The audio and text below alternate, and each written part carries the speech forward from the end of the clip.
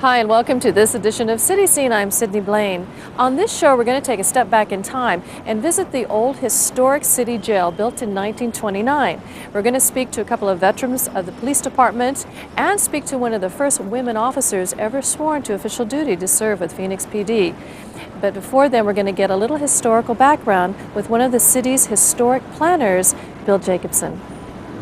This is an incredible building, and it was actually built as a joint effort between Maricopa County and the city of Phoenix. Is that correct? That's right. In 1928-29, it was a joint effort. The two buildings were built by both the city and county governments. 2/3 of the building you see is the county courthouse, and 1/3 of it's the city hall. And we're standing in front of the county portion right now, which is right on Washington Street, and we're going to step around to the side, which is the City Hall entrance, in just a moment. But first of all, I wanted to get a little information on the style of this building, and I guess there was a little controversy about the architects as well.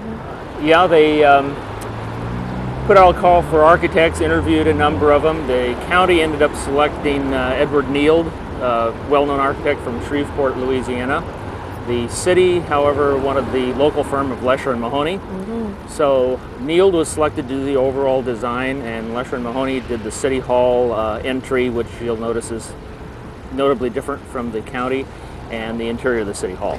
Now, Lesher, that firm was well known here. They did a lot of public buildings, didn't they? Throughout the state of Arizona, yes. And I guess it's important to note that 1929, when this opened, it was just prior to the Depression, but this was a huge boom time for Phoenix, wasn't it? I mean, a lot of building, a lot of agricultural activity, and it was tremendous. Many of our notable buildings were built during that period. The Orpheum Theater over here, just north of us, and the Lures Towers over here were being built at the same time. Some of the more unusual buildings, like the Tovary Castle and the Mystery Castle, were being built at the same time. Tremendous time in Phoenix. Well, let's take a closer look at the building. You can point out some of the architectural features, and the jails, both the county and the city had jails that were in operation, and those are on the top floors, and we'll see those a little bit later. But why don't we take a closer look at the entryway? Okay. All right. Sounds good.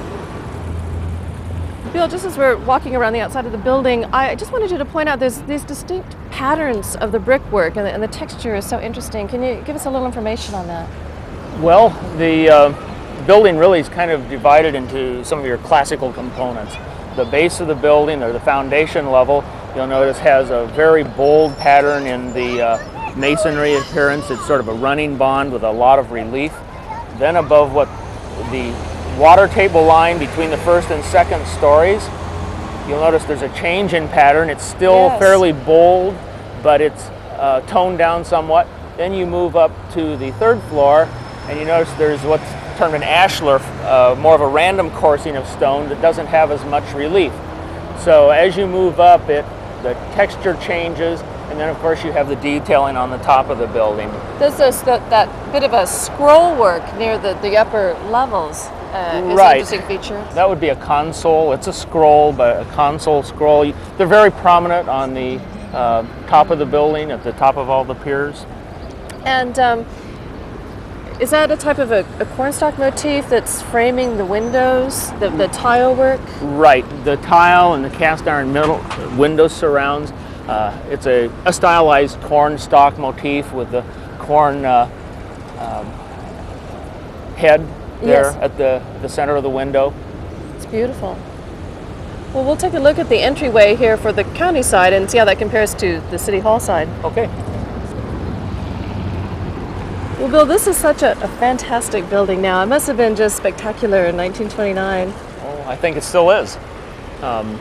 It's a wonderful building. It really portrays the sort of the power and the sense of the city and the county government, which the sort of the massiveness of the building, which I think is what was intended. Here you have the classic entry, the granite steps leading to a broad entry that's flanked by well, Matt will columns swing and around, piers. and let's see a closer look at the columns you're referring to and the lights. Well, on either side you have again those piers with the consoles at the top, a little more pronounced here, and then there's these wonderful big light fixtures, which are symbolic of arrows. It picks up on the southwestern motif. You have the Thunderbird, which is the arrowhead, and then the light fixture itself is actually the arrows at the tail of the shaft on the arrow. It's fantastic, and that's all ironwork? Yes, it's iron and brass. You notice in the central entry there, you have again the cornstalk motif with the little corn finials, the head of the corn and the finial there, and then there's flower, little grill work, rosettes, little rosettes, flowers with leaves there forming the grill work, and then those little flowers are turned into rosettes up here on the wall of the building, and then again up at the top of the building. Well, you know, it's very impressive, and I notice as we walk around to the City Hall entrance, there's a distinct difference. There are no phoenix birds to be found on this side of the building. There's a lot of those subtle little differences. You're right, on the county courthouse side here, there are no symbols of the phoenix bird. Yet you move around to the City Hall and you find a number of different versions of the phoenix bird rising. Okay. Well, we'll take a look at the City Hall side now and point out some of those little subtle differences. Okay, let's do it.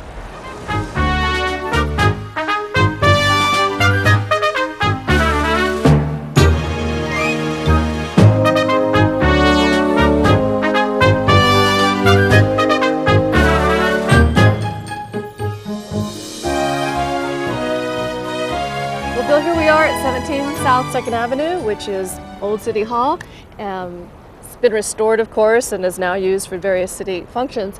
And I want to point out that the city jail is on top, but it's set back, so we don't really see it from this angle. Right. Top 2 stories. But give us some information about the entryway here and how it's really differing so much from the county side. Well, you see it's set on the face of the building, which is really very similar to the county side, but the entry here really is what you see is the work of Lesher & Mahoney, the local firm. You have really a smaller entry door, but the way it's done, it has a very massive appearance. The massive stone arch with these carved phoenix birds rising out of the flames. Those are fantastic. Yeah, they really are. And then you got, of course, Phoenix City Hall in relief there. Then above that, you'll notice there's 2 cartouches that have almost like a city seal that have a phoenix bird with scrolls. And then right in the center there, as well as over the windows, you have a finial that's another form of phoenix bird. And you see that throughout the City Hall portion. Well, let's take a closer look at that door, that fantastic heavy door. I guess it's a copper It's clad? copper clad with bronze rosettes in each of the panels. Well, up close you can see that the door is fantastic, the workmanship on it. Talk a little bit more in detail about some of the entryway features. Well, as you can see the doors are actually set within this entry arch. You have the terracotta grills flanking either side with the cut marble surround. And the doors themselves are really wonderful. They're a bronze clad with these large brass rosettes or medallions in each panel, and then there's the little flowered rosettes that surround them. You mentioned too that the upper part of the door has been sealed, and I want you to show it in just a moment, but it was sealed for what reason? Well, these doors are really quite massive. They're very heavy. And apparently at some point in the past, we don't know exactly when, they cut the top 2 panels off the doors. And yeah, we want to show us here. You'll notice there's hinges at the top there that don't operate anymore. And when you open the door, just the bottom 2 panels open, which is still actually quite massive and heavy. They're really wonderful. For a normal person to open this door. Yeah, it'd take a lot of work and considerably more, I think, with the rest of those panels up there. Now, you had a story you relayed about finding this incredible light fixture buried somewhere in the building. When they were doing the restoration work, actually they found this light fixture in the basement, and we know from original drawings and photographs that this is where it hung. It had been taken down at some point. Of course, it's been completely refurbished, but it's heavy wrought iron and brass. You'll also see, again, little phoenix birds up there all around the top of it. Yeah, it's incredible. Well, we'll go inside the massive doors now and see the inside, which is really beautiful, lined with marble, quite different from the county side. Yeah, it's wonderful. Okay. So, Bill, this is really a fantastic motif here on the floor. It's a brass? Is that made of brass? It's a brass plaque set in the floor, and of course, it's another, again, representation of the rising phoenix bird. And You can see how it's worn from so many years of people walking over it, but it's a beautiful plaque, and then it's surrounded with the tile mosaic with various geometric symbols around it. And then almost like sun rays. Like sun rays radiating from that in the marble in the floor. And of course, all these different marble materials that you see here came from really different places around the world.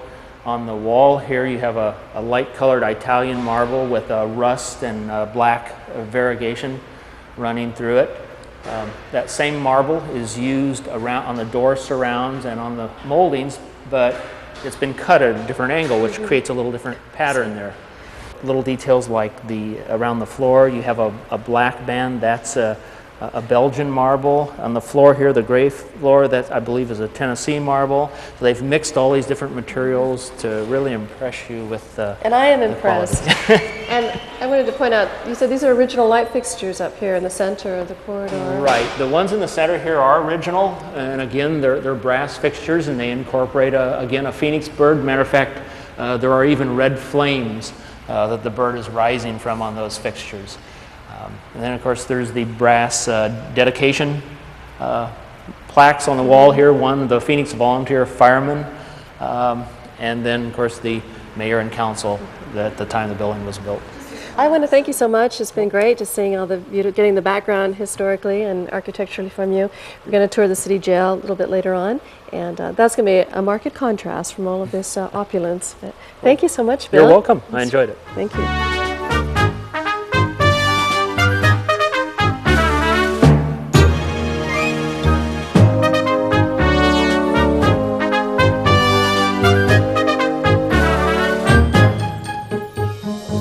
Joining us earlier for more on this story, Lieutenant Mike Nicolin, curator for the Phoenix Police Museum. Now, as I said, this was a combination, police department and city hall.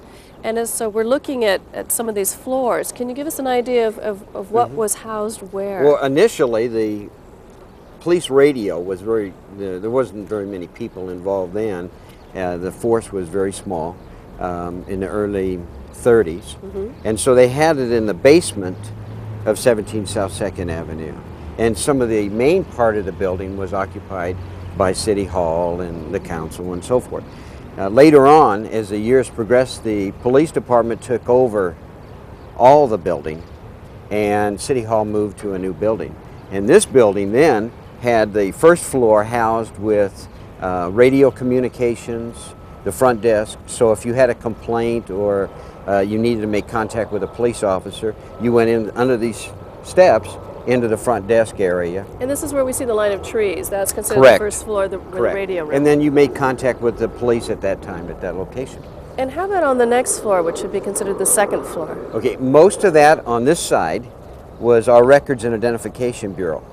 You would go in from the second floor here, and you go right into the right entry area, and that's where you would run checks on people, backgrounds on vehicles and so forth. And on the other side, the left side, was the Detective Bureau. Okay.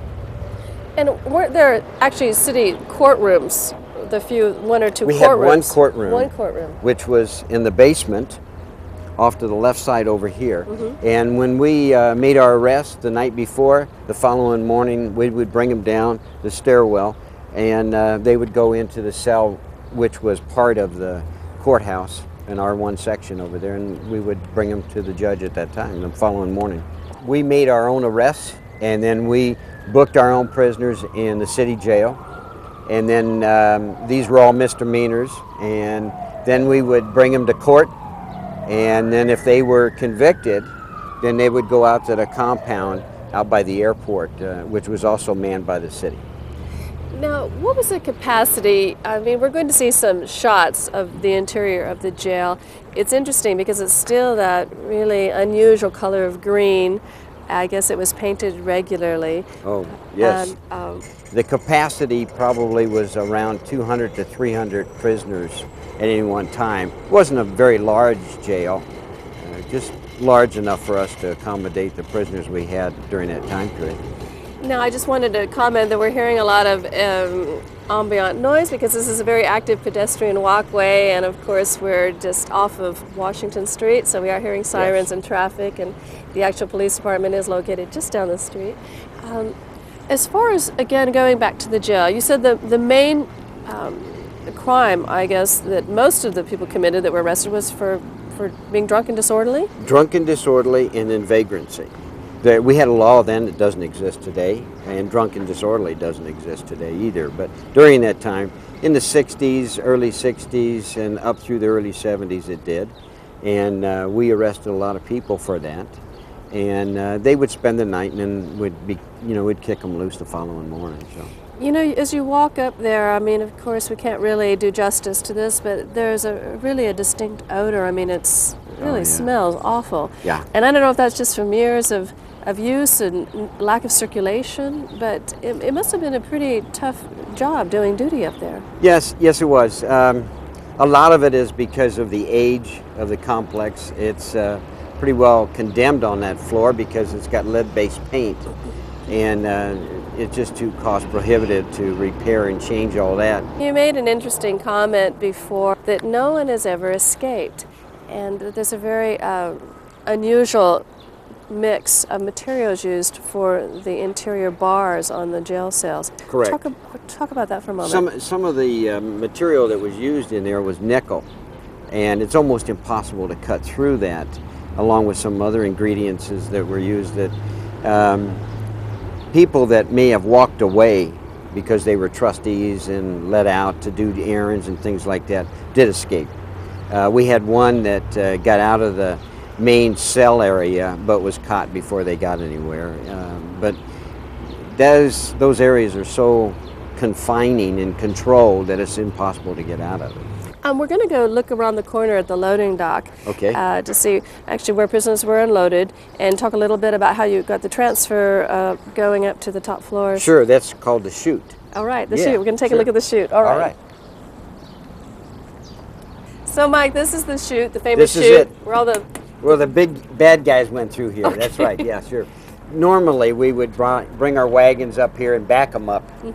And then we would unload prisoners, and most, like I said before, were either drunks or vagrants, and some of them were obviously bigger than me, wouldn't be too big, but bigger than me, and when bringing them in here, they would be falling down, and you would just be working by yourself most of the time, bringing them in.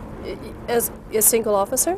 A lot of times, yes, really? Single officers. Well, you know, there's really not much security here. I mean, it's straight off of Jefferson Street, it's fairly wide open. Even now, in modern times, it was probably less secure then. What kind of problems did you have? Well, you'd end up, if you get one prisoner that's combative, you'd have to fight him. You didn't have portable radios, so you would fight him for a while and then hold him down and just wait. And you'd wait for somebody to come by to help you. Hopefully another officer would come by, because you don't have any radio communications. Your radio's in your car. And so you just make the best of it. And you mentioned something else that sounded certainly not one of the perks of the job, but if some of the prisoners were ill from being so drunk, they might be getting sick on you. Oh, yes. It happened many times. In wagon situations, there were always 2 men officers, and they would come through the gates and the doors, and they would have all their prisoners with them, and usually they weren't standing on their own, and if they didn't get sick in the wagon, they got sick when they got out of the wagon, because probably the way we drove, but then they would get sick on us, and you didn't finish your shift like that. You usually changed your shirt, but you had to endure that for a little while before you get to that point. So. And you said that upstairs, that when it got dirty or if prisoners got sick, there was just painting always over the dirt. There's always a sign up that said, every time I booked someone into jail here, there was always a paper sign that said, wet paint. And you'd go in there, well, your prisoners are not real helpful, and they're falling down drunks, most of them, and they end up pushing you against the paint, and you get a paint stripe or 2 on your shirt. Well, that's just the way it goes. That's too bad. Very, very bad. Yeah, but a little vomit and fresh paint never hurt anybody. So. Exactly.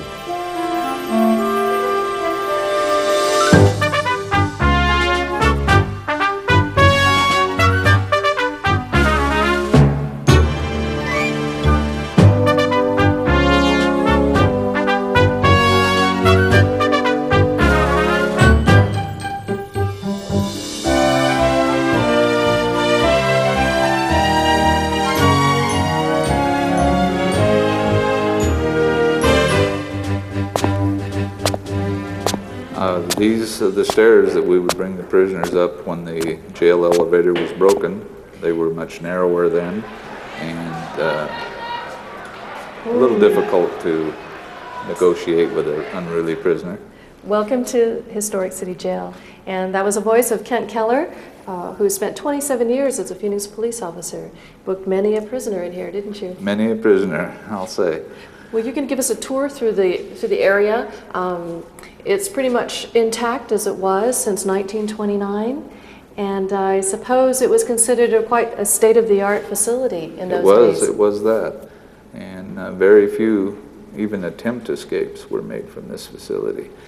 There are several things that you remember as you come up here that I remember well. The color of the paint. Luckily, the odors of the place are gone now, but and the crying and probably the sobbing. And almost always you were greeted by the crying or yells of unruly prisoners and things of that nature. Well, I'm going to be your unruly prisoner, and I'm going to let you take us through the steps of what would happen coming in and being booked here at City Jail. Okay, well, we would come through the electric door, which is at the front of this hall, and come around the corner, and we would lead you down this short hall and to the booking area. I know that I'm just a prisoner, but this looks like the hull of a ship. It's all metal and rivets. So, I mean, it's true. It's a very solid facility. This was made to last and made to protect both the prisoners and the officers involved. We would lead you here to the booking bars and have you put your hands on these bars. At this point, there was a desk here, and the booking officer would begin asking you questions to fill out the forms while the arresting officer would search you. Now, if you're a female, you would be searched by the nurse matron. Regular males, the officers would search themselves. And we do have a photo of this. Actually, it was a whole enclosed desk area. And yes, it's a shot to show. It's quite a place. The photo shows the screen here across the top, but there was a time when there was no screen, and this allowed the booking personnel to come across and assist you if you had a really terribly unruly prisoner. But you would search them here. The order here was don't take your hands from the bars. If the hand came off the bars, then it was forcibly brought back, because at this point, hopefully, you had already searched him downstairs, but again, you search him here in case he had secreted a weapon or something, and you made sure that he was a safe prisoner. And from this point, Kent, we're going to go into being identified. Right, after you were processed at the booking desk, we would go ahead and take your arm again and lead you into the processing area for the identification section. Well, Kent, I must say that even though I'm not an official prisoner, I'm feeling really confined right now, and I'm not feeling really happy. And this room is a lot bigger than some of the rooms you'll be in. This grip that I have on your elbow here is kind of a typical grip, because with your thumb right above the elbow joint, should you tense up to take any action, I can feel that with my thumb. And so if I just wanted to react. Okay. Okay. I'm docile now. Okay, very good. This area had a screen across the electrical box, and this was where you would be photographed. Okay, so my number. Yep, there you go. The camera would be back here, and you would have numbers in front of you, which helped identify the arrest number and the date. And fingerprinting? And then after that, we would bring you over here. Now, this desk is gone now, but it ran all along this L shape in the room, and here you would be fingerprinted. Now, the law gave us the right to fingerprint you forcibly if you decided you didn't want to be. Usually, though, by this point, people were resigned to the fact that they were in jail and it would behoove them to behave themselves. Well, let's just say I'm protesting my stay here. Is there an isolation cell nearby? Oh, yes. All right, let's take a look. Okay. Okay, we would bring you over here to the isolation tank. I have a feeling I don't want to be in here very long. I don't think you want to be here very long, no. These tanks are completely devoid of anything other than a toilet. Yes, there are no amenities in here. There's not even a light fixture. No lights, no holes anywhere where you could attach a rope or a belt if you wanted to cause yourself harm. the light came in from outside here through the screen in the catwalk, and that was the only light. Let's take a closer look at that screen, because you were mentioning it was such a fine mesh. Very fine mesh screen. Had you managed to get a blade this far, a knife blade or something, there's no way you could get through. And also, it's being fine mesh, very difficult to spit through. Spitting was a big problem, I suppose. Yeah, not as much as it is now. Now, Certainly of course, with you have communicable diseases, yes. a lot of medical reasons. Before, it was a real irritant. How long would someone be confined in an isolation cell like this? It would depend on how their attitude changed. This is a real attitude changer, this little cell. Sometimes it only took an hour, sometimes 3 or 4 hours. Sometimes I've seen them stay here as long as 24 hours. Well, I'm ready to leave now. I'm ready to go to the general population. Okay, well, maybe you've earned trustee status by now. How about the drunk tank? The drunk tank. Shall we go take a look at that? Yes, let's go Right. take a look at that. This is the door that leads from the booking area and ID section into the main part of the jail itself. And this is the last view of the outside world for the prisoner until he was released by the court. And the last sound he heard. Well, another heavy metal door that further segregates prisoners from the real world. What is this, actually, this mechanical operation here? These are the controls for the cell doors. And stations like this exist throughout the facility. They were operated by hand. Ooh, you can hear those cells closing. Yeah, that's another sound that will remain with you. They can be locked in an open position or locked in a closed position, or you can decide which of the cells you want to open and pull those controls. Well, let's demonstrate and take a shot of these cell doors. Okay.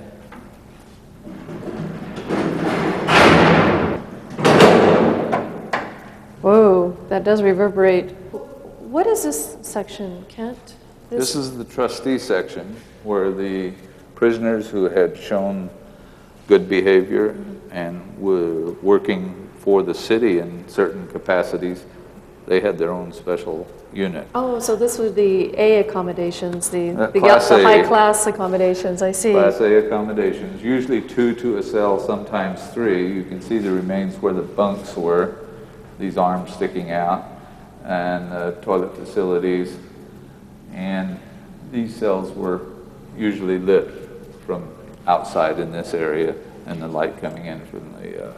Yes, it's not quite as claustrophobic, but this institutional shade of green, why? Is there a reason that all these types of facilities are this awful shade of green? They must have got a real deal on green paint. You pointed out something before that I thought was interesting, but that these bars are practically virtually impossible to saw through or to escape from. I mean, this is solid metal with This is nickel? nickel steel, and then it has a bar, probably of tungsten down it, which is ultra hard. So it would take quite a bit. A normal hacksaw couldn't saw through that. So this was essentially home for your trustees, this area, and how many trustees would be here at any one time? Usually 10, 12, sometimes 15, and the cell doors here were very seldom locked. They were left open so they could wander out in the eating area and the bench area, and they were given far more freedom than the run-of-the-mill prisoners. I see that there's a bit of a catwalk running along parallel the length of this area, and maybe we'll take just a little walk down here. Does this lead to the drunk tank? Right, this will lead you around to the east side of the jail where the drunk tank is located. This catwalk completely surrounds all the cell facility. You know, Kent, these long catwalks are so eerie and so dramatic. I mean, it really looks like you're on a film set, which, of course, I'm expecting to see James Cagney or at least Al Capone, but this was the real thing, obviously, an active jail, and I'm sure quite miserable for all the inhabitants that were here. It was, especially on the trustee side, it was not comfortable, but as close to comfort as a jail can be. we're in the catwalk area here, and you can see a groove cut down the length of the catwalk. That allowed the jail personnel to wash out the area rather than have to sweep it every time, and they would wash it out. It would run into this groove and down to the drains that are positioned at both ends. And it's so narrow. I mean, it's really just room for really a person at a time. Why is it so narrow? It's quite confining, all right, but if you put your back to the wall, you'll notice that you're almost an arm's length away. And if somebody reached through to grab you, the jail personnel could take a hold of that arm and control the person pretty easily. Yeah, security. Well, let's continue on, because I think the drunk tank is around the corner. Drunk tank's around the corner. All right. Kent, I feel like we're actually doing some time together here. That's true, Sydney. As you'll notice, that this is a place of bars, but it's also a place of doors. Doors everywhere to seal off certain sections. Just to make it all that more secure. And the famous drunk tank right here? This is the infamous drunk tank. This is, again, you know, we're seeing it completely empty, but about how many people would be here on a typical Saturday night? Typical Saturday night, you might have upwards to 100 people here. 100 people in this room? In this room. And what kind of accommodations were in here? I mean, Well, there's no bunks that I see of. You're looking at the accommodations. These large metal plates along the wall here are actually bunks that can be let down. However, it was much better not to let them down because people could roll off and hurt themselves. So large mats were laid on the floors. And when you were brought in here, depending on your condition, you just found a place on the mat, and that was it until you were called for court. This must have been a really miserable place to be. It was a lot of groaning, moaning, crying, abusive language. Everything went on. We're going to see the other wing of the jail, which I believe house some felony prisoners? Felony prisoners and long-timers, we called them.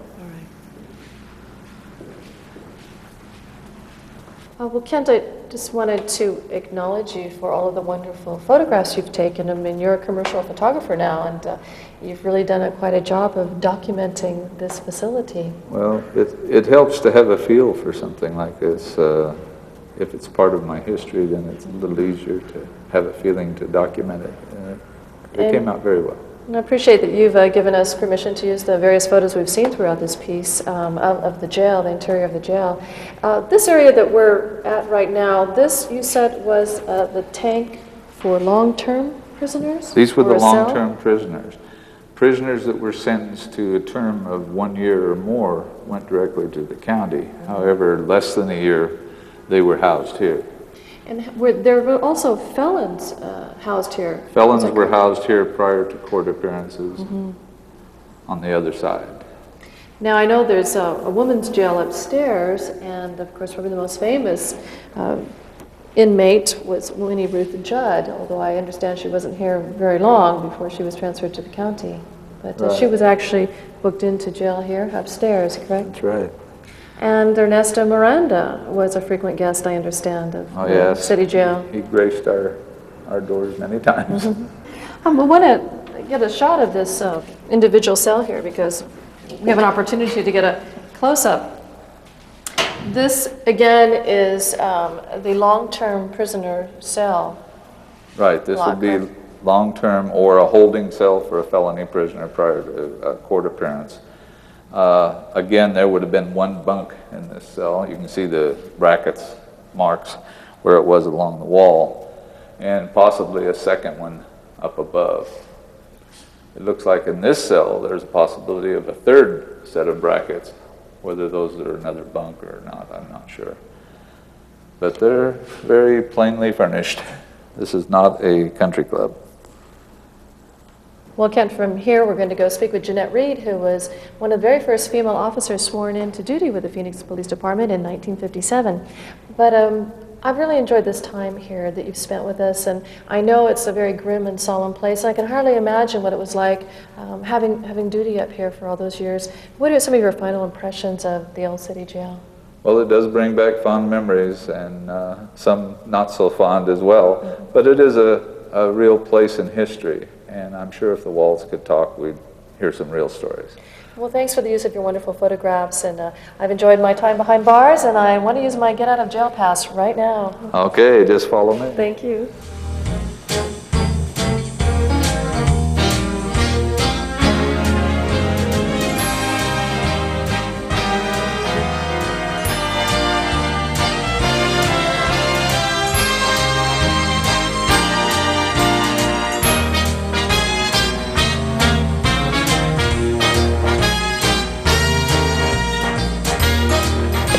Jeanette Reed now volunteers as chief researcher for the Phoenix Police Museum, but she was among the first of 4 women officers to be hired to serve with Phoenix PD. In 1957, I became a sworn police officer in Phoenix, and I stayed until 1975, and I went out with an injury, but I had enough credits for 20 years. We did have a disadvantage. They did not know what to do with us. Being women, women did not wear trousers or pants in those days. And they decided that we should design our own and have our own uniform. So we came out with 10-weight Metcalf wool jacket and skirt, and we had to wear a white shirt with string ties. And a really peculiar, funny hat that looked like a stray Japanese streetcar conductor's hat. And we had to wear high heel shoes, and we had a 40-pound purse. And in that purse was bullets, gun, a small nightstick, our mace, everything that pertained to being a police officer, including our gun. And it did weigh 40 pounds. And it was an excruciating thing at about the 5th hour of the day. We talked a little bit about the era of, the historic jail and what the conditions were like, and we just give us a little information. You said, it was really saving lives at that time, and there were so many people yes. that you guys were picking up from the streets. Actually, the city of Phoenix is what I call, we really did save a lot of people's lives. And we were mostly picking up drunks and vagrants from the street. And it was a time that we didn't have a lot of employment, and there was a lot of them hanging around in what we call the Deuce area. In the early 50s, up into the 1960s, the Deuce area was called the Deuce because it was the produce area, and it was on 2nd Street. And the produce area was over on Madison, and some of these vagrant type people would go over to look for jobs every day at the produce at the docks. And when they didn't find a job, they would wind back up over on the Deuce where all the, you might call the flea bag hotels and the bars and things where that type of people congregated. And I walked down there, and I felt like that I never got into really serious trouble because of the friends or impressions that I made on the people in jail from having been a nurse. And there were a couple of people down there that were very big men, a couple of twin Indian people. And whenever I looked like I was even thinking of having a bit of trouble, they would say, "What do you want to do? What do you want us to do with him, Officer Reed?" It was not the best duty to have. It was very poor working conditions. The jail was overcrowded. There was no doubt about that. It was not built for the number of people that we had to take care of. And when they came in as ill as they were, if they were drunk and on the verge of just throwing up, they did, and it didn't matter where it landed.